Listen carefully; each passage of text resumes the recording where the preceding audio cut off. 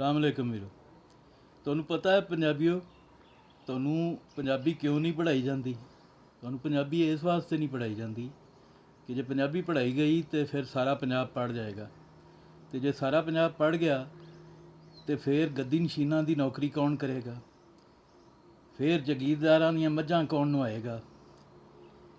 फिर सरमायादार की चाकरी कौन करेगा? ये सिर्फ इस वास्ते नहीं किया जाता। इस रियासत च पंजाबी नूं जान बुझ के जायल रखा गया है सिर्फ इस वास्ते कि ये उमरा की गुलामी कर सके। ये जड़ा 33-34% लिटरेसी रेट दसते हैं ना, उहदे विच भी सिर्फ मैट्रिक पास शामिल ने, और वो लिटरेसी रेट भी झूठा है। लिटरेसी रेट तो मुराद है भी जिन्ने लोग पढ़े लिखे होंगे ने, वो जड़े 33-34% पढ़े लिखे ने वो भी रट्टा मार के पास होए ने। उर्दू उन्हों की मादरी जबान नहीं, उन्होंने समझ नहीं, वो सिर्फ रट्टा मारिया होंदा। राह तोते ने, तो वो राह तोतियां तो तुसी जहानत की शऊर की उम्मीद नहीं रख सकते। ये जोड़े बोर्ड भी टॉप करते हैं बच्चे, ये भी सिर्फ रट्टा ही मारिया होंदा इन्हां दा।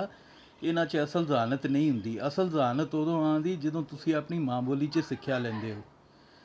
तो ये पंजाबी वास्ते जरूरी है कि वो अपनी माँ बोली च सिक्ख्या लै, उहदे च तालीम लै, और जदों तुसी उहदी तालीम लओगे तो तुसी इन्हां दी गुलामी तो निकलोगे, जगीरदार दी, सरमायादार दी ते इन्हां गद्दी नशीनां दी गुलामी तो।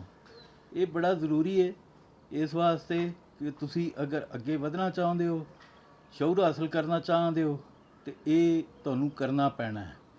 जिन्हां लोकां ने, जिन्हां बजुर्गां ने उर्दू नूं मुसलमानां ने हिंदी ज़ुबान करार दिता सी, वो पंजाब दुश्मन लोग सन। ये ज़हन च रखो। वो उलमा होण या वो कोई होर तरीके पाकिस्तान के लोग होण, वो पंजाब दुश्मन लोग सन। उन्हें एक गैर फितरी चीज़ नूं हवा दी, बयानिया बनाया, जद कि इस्लाम भी दीने फितरत है, वो फितरत की गल करदा है। लिहाजा पंजाबी सीखो, पंजाबी पढ़ो, और साडे इस मुतालबे दे नाल जुड़ो कि पंजाब दे स्कूलों च पंजाबी मीडियम होवे, उर्दू मीडियम की बजाय। रब राखा।